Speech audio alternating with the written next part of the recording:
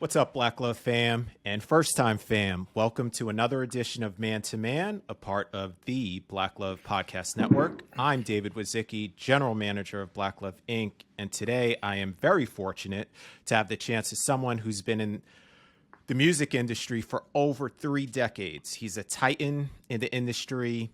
He's been an established music executive, entrepreneur, real estate investor, and now author. He's one of the most successful record execs in the music industry, and I verified it, so it's all facts. And he's been pivotal in the sound and culture of music today. It is the one and only Benny Pough. Benny, what's up, my brother? What's happening? How are you, David? I think what's quite amazing about your intro is that, forget the blue check. I got a man-to-man background check. Oh, I don't know what color that is.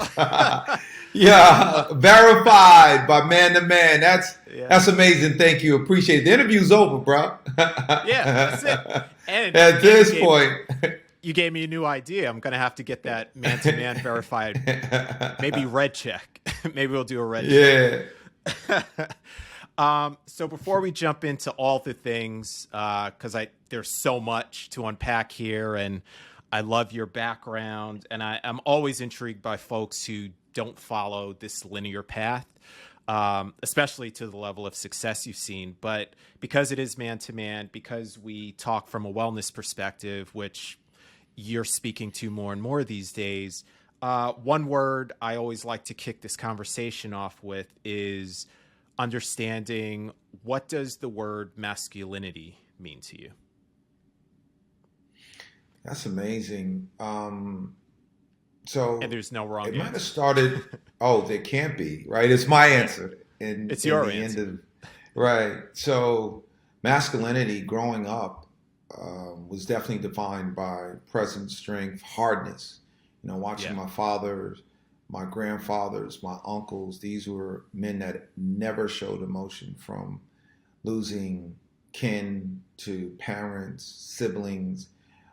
Still have never seen my father cry in any circumstances given. So wow. At that stage, as a youth, the only thing I saw was just unrelenting hardness. As I've grown and realized what it really takes to be a man, which is part of masculine, I appreciate the fact that vulnerability comes in that as well. So part of me growing in my strength is also letting people know how I feel, how I've grown, my weaknesses. And that's what makes me stronger. In turn, helps others to understand how to grow as well. So that's how I would define it. I love that. And I'll say no two answers have ever been the same. And I love them all. And this one, I mean, it resonates.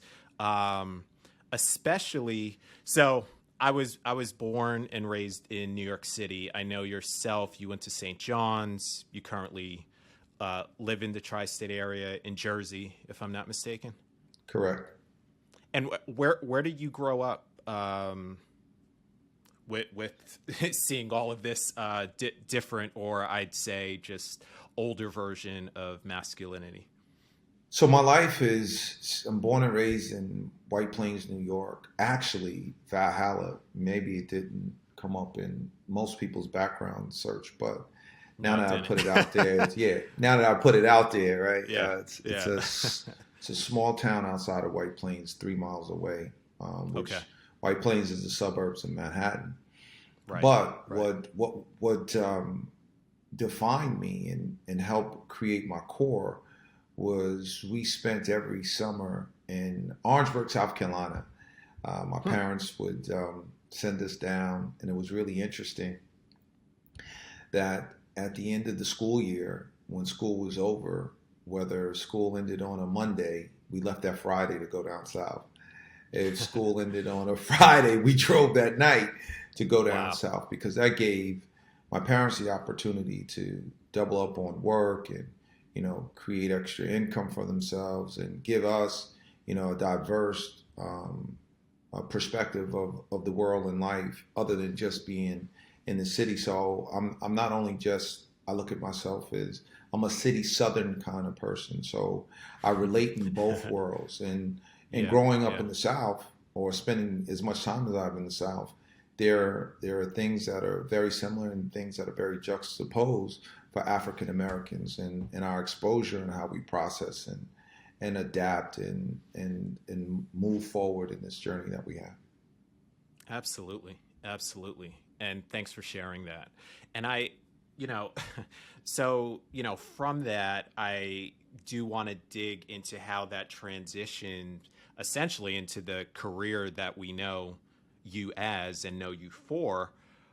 But there's one little tidbit I came across, so I want to understand how that upbringing brought you into this. So even before the music thing, you wanted to go into comedy?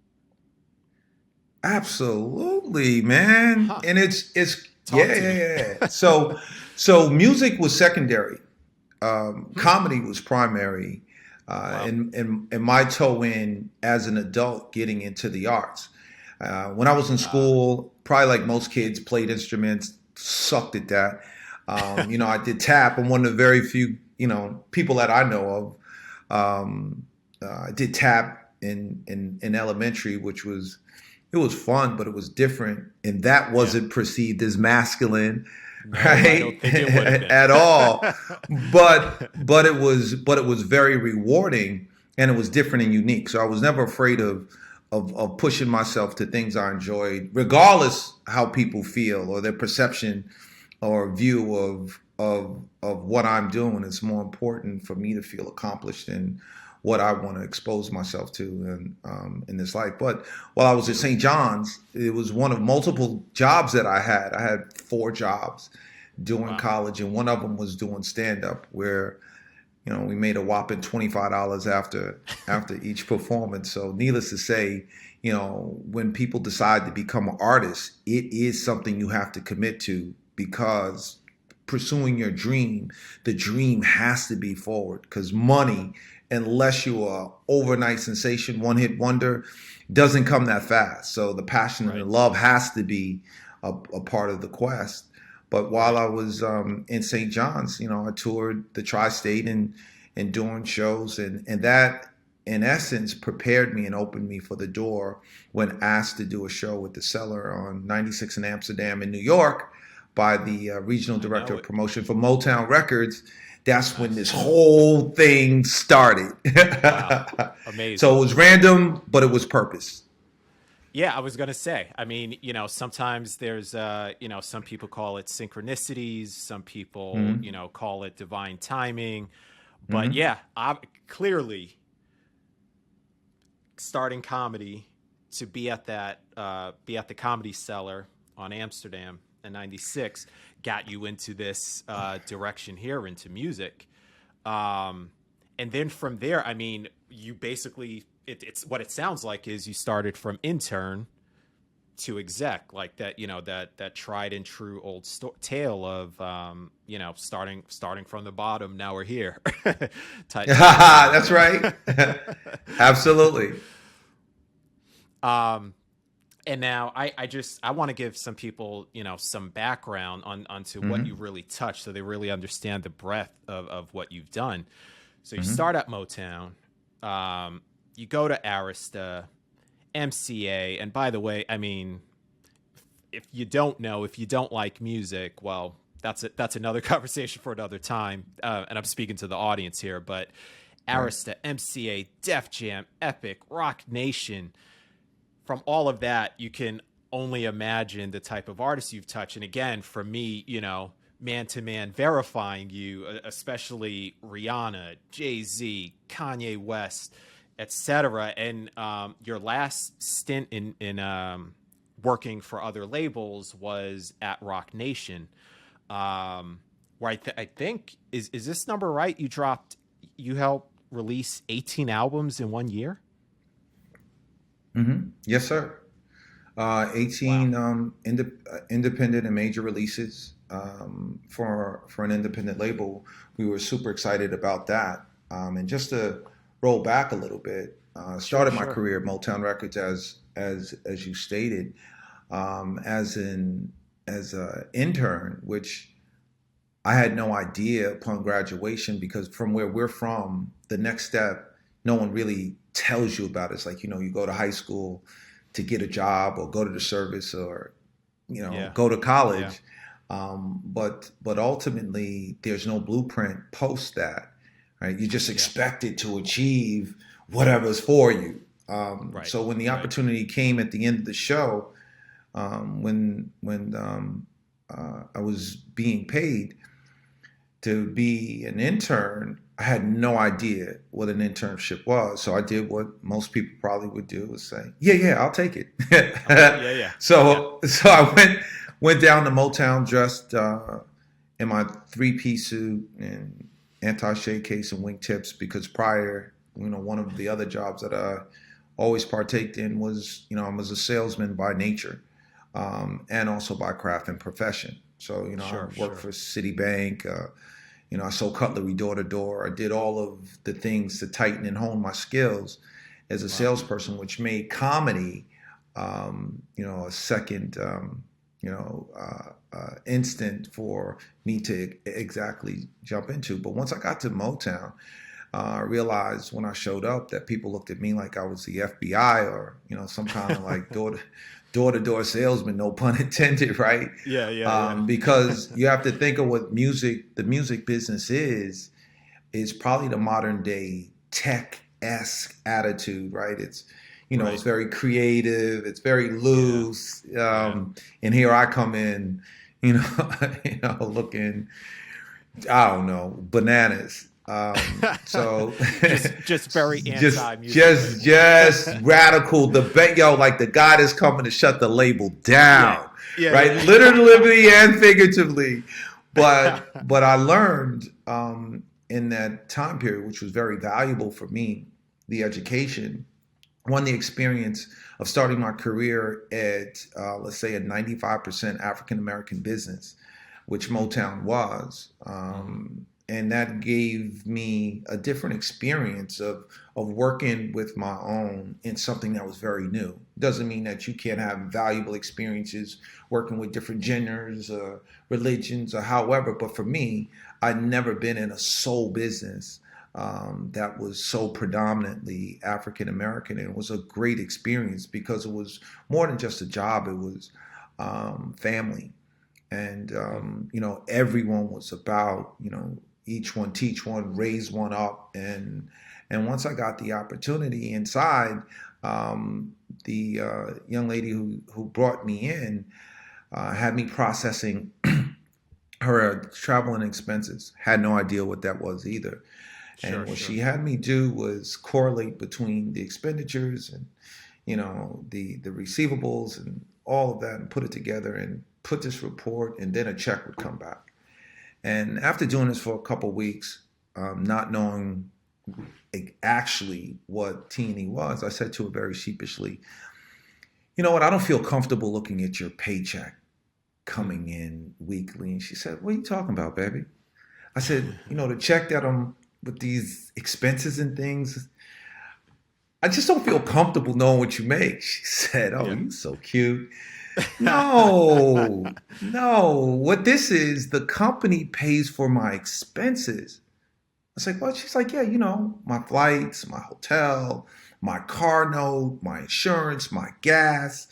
Those dinners we go out with clients, and the drinking that you're doing, they pay for Yeah. all of that." And Yeah. that's when the light bulb went off, and I said, "You know what? I want to do that." and that's how I got in emotionally into the business and fell in love with the business of music, because that Mm, prompted me to learn much more about this untraditional product that sure. was being exposed, and obviously touching artists and having the ability to change lives instantaneously, and expose them to the marketplace, and make somebody one day who was relatively a nobody in popularity perspective to Sure. becoming Sure. somebody, opened my eyes up to a whole different way of appreciating the arts and the business of music. So Amazing. And so going through this process, going through these mhm. decades, I mean, again, have had these A-list rosters of Mm-hmm. talent, and you're putting out these hits. I mean, what was the pressure like for you at some point as your star was rising, as you were working with these bigger and bigger artists? What was the pressure like for you? Was there any pressure? How did, like, emotionally and mentally, how are you um, managing this as you're growing, as you're expanding, and your talent roster is as well? So label to label, opportunity to opportunity has its own different subset of expectation and experience and pressure. For me, navigating through all of it is always being present in the work, right? It wasn't about the applause and the ceremonies of success as it was for me to actually make sure that the T's and the I's were always crossed. And that was most important. Let other people celebrate, make sure you do the work, and then you'll always be celebrating, was my concept. And ideally in doing so was about strategy, planning, and teamwork. Obviously in any business, we looked at the music business, and obviously the departments that I've ran is, it was always team ball. It wasn't about, no one person can make an artist successful. Even the artist just can't make himself, he or she, successful without a team. Sure. So not having valuable players and having people that can, score under pressure will minimize the opportunity for success. So what I learned early on was, really, we've heard this over and over again. It's not, there's no I in team, and that's, it's a true statement. And ultimately, what I owe any success that people may perceive me to have is that I've been able to establish and put together some of the best teams, recognize some really incredible talent, put it all together, and the stars and the moon align, and we've had success. Amazing. I mean, easier said than done. I've too been in that situation. I've been fortunate, but your track record precedes itself. Mm-hmm. So we get through all of this success. We, at the top of your game, and I think you may know where I'm about to lead next. In 2014, so I guess 7 or so years ago, an event happens that I'm sure for anybody changes their life. For you, apparently for the better, but I want to hear it firsthand. You get into this car accident, and it sounded like a very, very serious one.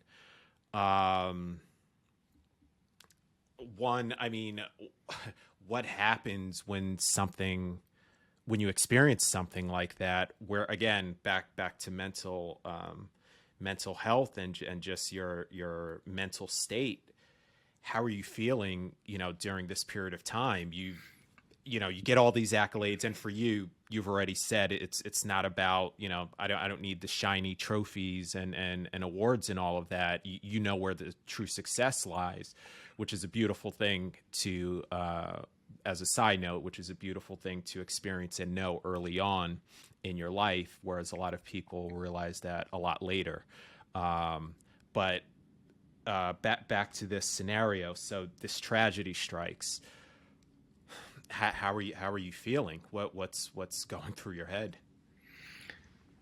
So August 31st, 2014, I had a near-death car accident. And just to roll back the tape somewhat to get you in the total reference of the question that you asked. Sure. I'm at a point in my career. I'm at Epic Records, going on maybe 4 years at the job, and we're in a magnificent stride. Future's on fire. Brought him in. Yo Gotti is starting to turn up from his independent days, and now he's a major label success. Signed Cash Out. Cash Out is doing the cashing out, riding around with that Nina, and DJ Khaled is getting into play, Warman, Travis Scott. All of this is starting to happen, right? And at the end, before that, nearly a month prior, we signed Bobby Shmurda, and all of that is starting to happen. Wow. So from a professional standpoint, it's the rebirth of another peak I was just in gonna my say, life, yeah. on the ascension aspect of what has happened in the past is now in the future and current at that state. Sure. A friend of mine calls me for a barbecue and asked me if I would come. I said yes. You know how you grab the phone sometimes and it's a fast call and you look at it, and yeah, I was somewhere probably between, reflecting now, would have probably been, a soft no, or a soft maybe or a hard no, Okay. had I known at that point. Because once I commit or I give my word or I say I'm going to do something, then it doesn't matter. Even if I ultimately lose, because I never want to break my word to anyone or anything, for a decision that I committed to. So needless to say, fast forward, we get to his house, my wife and I, and my daughter, and we're sitting having a conversation, and he and I, we peel off and we go to sit on the deck and have dialogue about some things that are happening in his life, things that are happening in my life, and there's this whole misty rain that's taking place in the process. And needless to say, it was a heavy moment that we were sharing. So whether he said or I said, he had just purchased a new 550 Benz. Let's take a ride. Let's alleviate this moment. So we jump in the car, backs out of the driveway. The ladies and the kids come out. We drive down the driveway, open the gate, and he turns right on a 2-lane roadway. And as he turns, I grab my phone, and I hear a thump, bam, the car jets off. So now I look at the odometer because I'm saying to myself, wait a minute, we're not kids anymore. Yeah. Why are you showboating? So I Yeah. turn my head counterclockwise and look at the odometer. And the odometer is moving at about 75 miles an hour. Wow. I turn my full head, and his foot is on the accelerator. And he's out. So from where we started to impact is a half a mile, and the car was being driven without a driver in excess of 75 miles an hour. So needless to say, I've done what I've always been trained and disciplined to do from my mother from a young age, is speak to God. And the first thing I say is, Lord, who's going to take care of, my family? Because I'd seen my sister, I've seen my father, my mother, my wife and my daughter literally just left them. Who's going to take care of them? Then the second thing, it comes, and death does happen in slow motion. I start speaking to God, and I said, Lord, I guess I'm going to see you soon, because at this point, I'm accepting, my mortality at this point. Like, the end is near. Yeah. And the third thing, I get angry with God. Now, who am I to be angry with God? But I'm angry because had I known I was going to die today, I wouldn't have went to the barbecue, right? Right. Ultimately, right? Like I would have, forget my word. I can't make it. It's either go back on my word or die today, right? There's an easy choice to make, right? Live, right? So the car starts to veer off the road. We start hitting trees and bushes. And as this is happening, I'm thinking about, who's going to marry my daughters, who's going to pour wisdom into my son, who's going to take care of my mom, who has Alzheimer's, right? Who's going to be there for the moments, birthdays and celebrations in my place that I will no longer be there for. And we hit something in the road that sent us off path and directly into an oak. And we hit this tree in high speeds, and I sustained, level 3 concussion, L304 vertebrae fracture, bulging disc in my back, bled half the blood out of my body, lacerated liver, and we hit the tree so hard that it severed 2 feet of my small intestine. But what's most important out of all of this was at that very moment, God gave me a book, and the book is called On Impact, and On Impact is literally and figuratively how my life has changed.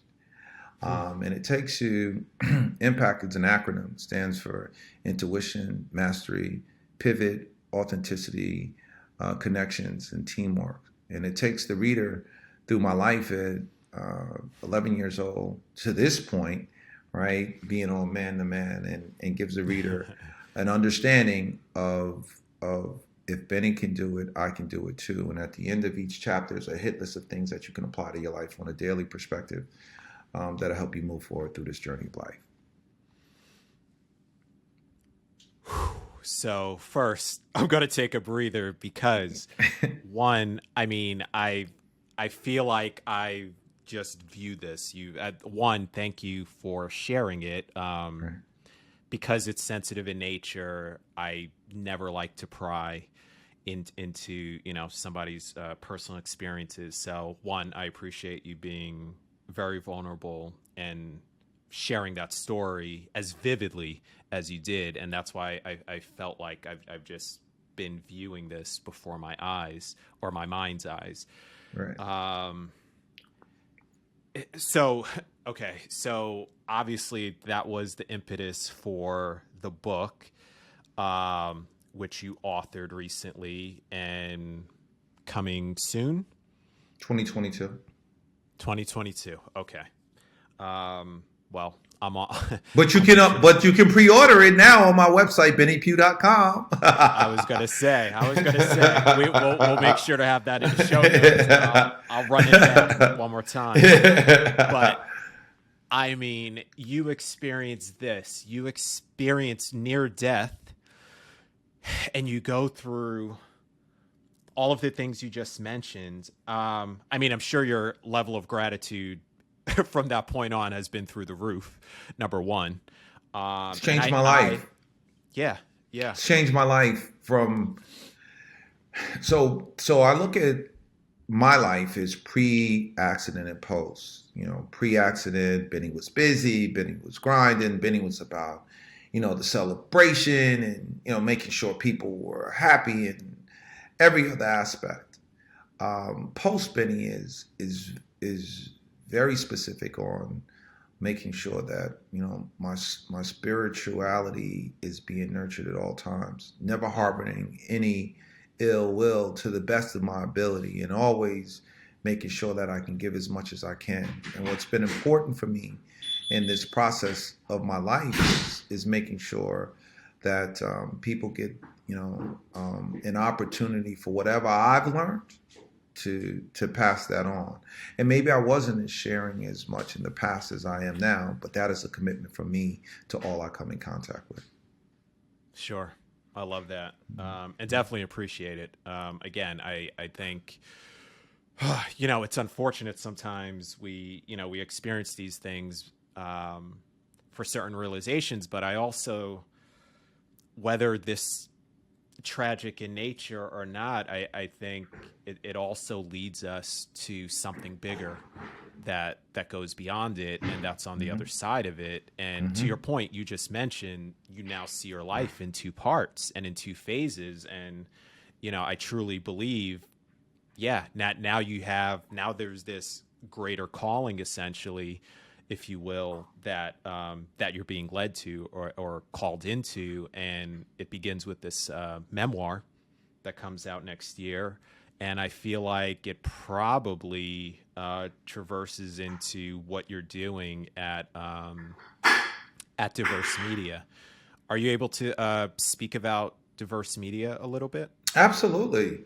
So, Diverse Media is a full-fledged label as well as distribution company for artists who want an opportunity to maintain their masters and put their music out, being in total control of their music, their content, and their vision.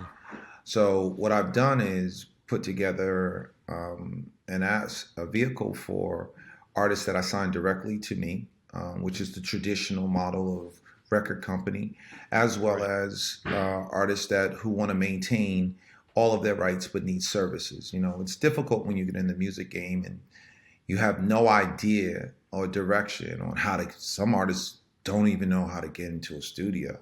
Some artists Sure. don't know how to, promote themselves. Some artists don't know how to get on radio. Some artists don't know how to get a publicist. And in essence, with that, I can now go into my Rolodex and be able to help people along the way in this process. And that's what Diverse does: is give everyone an opportunity who are interested in following their dreams to be a part of that. And do you feel like you would have still started your own company in music in this way had it not been for the accident? Do you think you still would have been at Rock Nation or another big label today had it not been for that? Absolutely not. And that was the purpose of the accident for Mm, me, was to yeah, change my life. yeah, Like, it yeah, set me on a whole new path, a whole new direction, a whole new course. And unfortunately, there might have been signals along the way that God had gave me. I was running through stop signs and cruising and never saw them. So he said, sure, okay. sure. Oh, you don't All see the big red sign, right? right. You don't see Yeah, it? Oh, you don't want to stop, right? I got something for you. yeah, This big ass oak tree gonna get your attention, right? yeah. And that's Take that. exactly what happened. Yo, take that, right? Take Take that. Take that. that. Yeah. Yeah. Man, I mean, it's wild. I look, and now with the book, so now Diverse Media, I know I pronounce it as diverse, but I know it's a play on words. Diverse Media. That's right. Um, you have the book, and I feel, and beyond that, are there other things you're doing now? Are you public speaking now? Are you speaking to this incident? Are you speaking to the happenings of Life Part 2, Phase 2 for Benny Pough as a result? Are there any of these other outlets that you're taking? Absolutely. So I do mentoring. I have, a very active mentee organization, people that, I give one-on-one conversations and dialogue with and to. Also doing some speaking, which I look to over the next months and years to do a lot more of. So I'm super excited about that. And, I'm just creating, my mantra and getting prepared for this book to come, because I think it's going to be an amazing addition for me in finding and moving myself forward. So, spending a lot of time, finally finished, the manuscript to the Yeah. level of where I wanted to be. I never knew, dealing with artists before, right? How difficult it is to release a song, like finish a song, or, I'm sure with a writer, finish a book. But Yeah. when you were done, there's no pulling it back once it goes public. So that's why people stay with it so Yeah. long, to the Yeah. level that they see that's necessary to always represent them. So I'm very excited about the book coming out, and put a lot of work into it, and looking at all that's going to come once it's released into the space. So I'm super super excited. Yeah, I mean, I'm excited to see it, and I'm excited to see the fruits of your labor and what's going to come of that. Because I think the story's powerful, your story's powerful, excuse me, and I look, I feel there's a lot to still unpack. I feel like we're just scratching the surface here. One other aspect of it that I do want to ask you about is, has that changed how you approach your days typically? Is there, Absolutely. yeah, Absolutely. The accident has changed my entire being, my entire life. As I stated earlier, there was the pre and the post, and the post, it's hard trying to be the best you. It's very difficult. It's easy for, it's a lot of all these positivity quotes that go out. sure. Everybody is like, yo, a motivator and life Yeah. coaching, and everybody does that now, right? Yeah. Yeah. But that's a it's a business. There always, there's always different level of people in any aspect of business, and I hope you find qualified people to help support you along the way. And especially, in this wellness space that you're talking about, it's equally as advantageous and diligent to put the time in to find people who can really help you, not just talk to you. Right. So ideally for me, it's been, a very interesting journey on being at this point. And what would you say, you can pick one, you can give me all three, but in terms of a typical day in the life of Benny Pugh, um, are there any routines? Are there any rituals that you do on a daily basis for mind, for body, for soul, for one of them or all three of them in terms of your day to day approach these days? Absolutely. I start my day maybe at 6 a.m. in the morning, anywhere between 6 and 6:30. I do my stretching before I get out of bed because of the back, so I stretch a little bit. It's like, I never realized I had a German Shepherd at one point, and pet owners know, like, when dogs wake up, they like stretch. Oh, yeah. That's the Yeah. first thing they do, and they stretch Big all day, stretch. every Yeah. day, right? Big Yeah. stretch. Yeah. I never used to do big stretches until I got injured, and I realized the value of, like, before you think about moving, make sure that you get everything fluid and open. So that's been helpful for me in proceeding. So I start my day with a big stretch, right, and Yeah. in bed, and then I get up and I do my prayer. I sit and get the quiet time of understanding and thinking about the day that's before me, and thankful for the opportunity to be present. And I know what that's like, being in a coma for 4 days when time is just void and vacant. When you come out of it, you're like, what? Yeah. I'm thankful for that now. I'm thankful for, like, when your eyes open, that you bit anything could have happened at that point. So when Right. you actually wake, you are present, and you're open to receive and be a part of the day that you're in. Tomorrow is past. Um, to yesterday is past, and tomorrow hasn't come.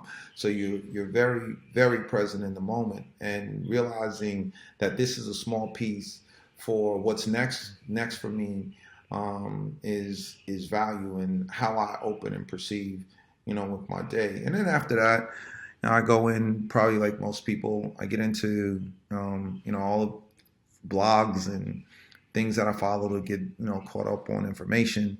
Books. I may get a chapter or two in on whatever's current that I'm reading, and just trying to stay active with that. I do a lot of podcast listening. So, I make sure that, I get on that. Might tap in before the 9 o'clock hour in the local radio station, which for me in New York is, oh, I'm gonna make somebody mad, but who I listen to is 105.1, right? Like the Breakfast Club. I think they're just Yeah. amazing. Like, they're really, really talented people. So, shout out to them for the most part.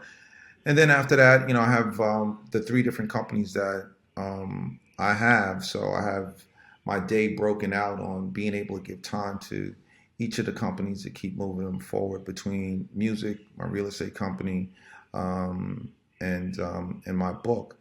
And then I break my fast about noon. So that's Oh, my wow. first meal during the day. Okay. I do intermittent fasting. It's really good for the body. It Yeah. keeps you active. Keeps Absolutely. you maintains that adult thing around your waist, right? Yeah. Right? You keep all of that, those little cheat. That's how you keep, we men got cheat sheets too now, all Oh, right? we got the We cheat got it. We sheets, got the cheat little cheat codes. sheets. Yeah, cheat That's why. codes. Oh, we do that. Yeah, a lot of That's why. water, hit all of that. Yeah. Yes. Yeah. And, get back into my work, and I probably wrap up my day between 5 and 6, and I do my callbacks. Because what I choose not to do is during the course of my day is get very intense in returning emails or returning phone calls, because I want to make sure that I'm focused on one of the objectives that I need to accomplish. And people steal your time. Obviously, I read emails for things that need an immediate response, not Sure. things that are going to require, multiple responses. So if you can't give the answer and the answer is enough, then I won't respond until after I finish my day.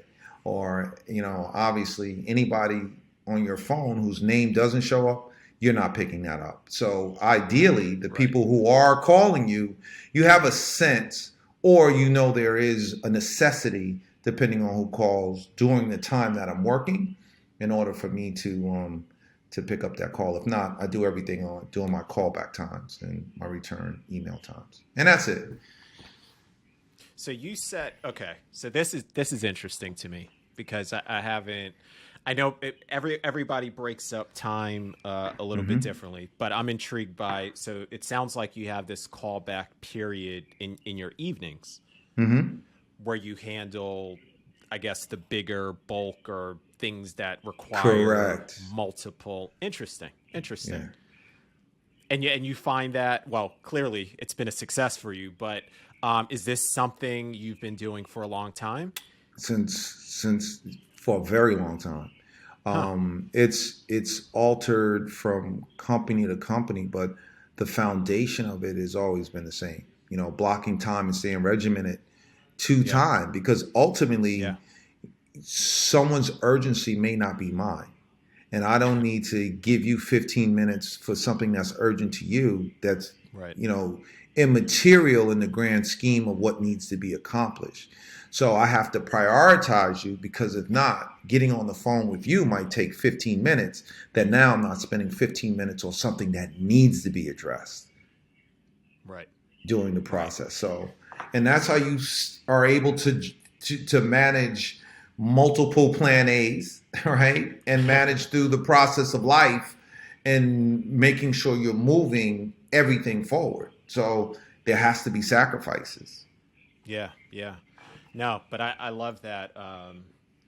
Yeah, managing your time, but you have that time for these bigger. I don't know. Let's call them bigger priorities to tackle, or more Correct. long-winded, long-term priorities to tackle. Um, so, are you? Let me ask you this, because usually some people, and that's why I always listen to everybody's input on things like this. Some folks are like, oh, attack that big thing first, and then you can get to all the small things later.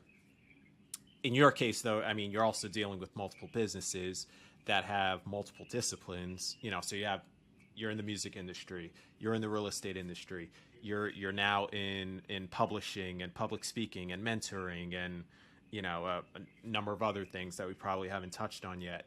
So you do this in the evening instead of in the beginning. So you don't front load. Like, there are some people that talk about, handle all of that in the beginning. But it sounds like you backload, you knock out all the quick hits up front. And then you'll backload into the evening where you handle these bigger efforts. Well, no. Maybe that was Okay, that was maybe I misconstrued. misunderstood then. Okay. So yeah. All right. So my agenda of what needs to be accomplished, which are those big things, are what I deal and focus on during the course of my day. The only thing that will enter, because I've already have planned out what needs to be done for D-Verse In the morning. for the week, right? Right. Or carry over from the night before. or Yeah. what needs to be done for LJ Britt, which is my real estate company. And obviously, with all of this stuff, there's real time activities that come in. But what happens is I judge what's the incoming based on the value. Mm, And so, mm. primary, there are people who stream straight to, priority emails because that's where the Yeah. priorities are. So if I'm just like everybody else, I'm not a robot, Yeah. Yeah. if I Yeah. do take a look, oh, I never confirmed man to man. That's Right. important in that aspect. But that's not till it's 3 days from now. That's cool. We'll deal with that later. But Yeah. Yeah. Yeah. since it's something coming that's going in the priority box, but even in the priority box, it might not be dealt with. And if I choose to deal with it, it's going to be later because right now I'm shooting a video with my artist Paris Gatlin, who's coming out. She's being released this year. So even in the span of everything that I'm dealing with, everything is not a priority. So knowing what the priorities are for the accomplishment, not just in the immediate, right, but for the long haul, the day, the week, the month of the year, and making sure you recalibrate the priorities so that they always the true priority of what needs to be accomplished stays in top line. Got it. Now I got it. Okay. Now it all came Yeah. together. Yeah. No, but Yeah. We wasn't gonna let it go. I heard you. yeah, yeah. No, and it's because I think I heard these you. days, there's just you mentioned it earlier. You were kind of alluding to social media, and look, there's just so much information these days. There's so many things that can pull you away from that passion project, that passion pursuit, even your day to day, where you have to prioritize. But How can you want to be? How can you want to? How can you plan to be successful if you can dedicate 30 minutes to swiping at any given time? well, yeah, exactly, exactly. How does that happen? There's nothing else you could do, right? And you wonder why? Oh, it's the man. The man is holding me back. He won't promote me. No, spend that extra 30 minutes doing something that you need to do. Be better at what you're doing. Right? Stay focused, reprioritize, commit, have a plan of action. And it's happened. I found myself once, Jesus, I was like, what? Like it pulls you. You're swiping and you just wake up, it's dark. Right. Right. What did I do all day? Yeah. Right. This is right. done. Like, how do you lose your life doing that? But obviously, the big tech people who have created all of this, they've nuanced it for those to be trapped and drawn into. And then, as a quote, someone said, 10% of the people do 90% of the work. So the people who are doing the work, right, are always going to be on top because they're needed. Everybody else is just BSing, right? Yeah. Pretty much. No, and that's why I think it's important, and that's why I wasn't going to let it go, because Right. I feel that this is important. This is important, especially in our day and time, and you see so much of this fluff in social media, on the internet. You see all of this, just all of these masks, if you will, and these personas that are being portrayed where, a lot of that's not real, let's be honest, or a lot of that dedication and a lot of the realization of said dedication and effort and planning is not accounted for. So, everyone reaches and thinks about the overnight success, but even those overnight successes are not overnight successes. Point A has to lead to point B and C. Sometimes you can jump a few letters, but there's still this path you have to take, and it's not linear, but it's effort, it's dedication, and it goes back to your acronym of IMPACT, which I think is beautiful. And I definitely want to dig into that. I know that's in the book, so I might have to get a sneak peek ahead of 2022. I don't know if I can wait that long. Absolutely, absolutely. Oh, I'll be back. You see, I'm going to hold you. I got you. No, you coming back. That's a return visit. Yeah, and with that, we'll leave that as a cliffhanger because I can talk to you all day. I love your background. I love your story. I love your energy. Thank you. You're also a Thank New you. Yorker, so we got that. You know how we do. So. We're not running from that, man. All day, every day. The best city in the world. Look, New York to the heart, but got love for all. I'm in LA, but New York, baby. That's right. So, look, we will do a part 2. We're going to do a part 2 when your book officially comes out. Thank you. And again, would love to dig into all the things even more so. But before we go, I just wanted to ask, is there anything else you want to share in the meantime that you have coming up? So I invested during the pandemic, co-founder of an app called Candid, Kandid. You can find it in the App Store, and it's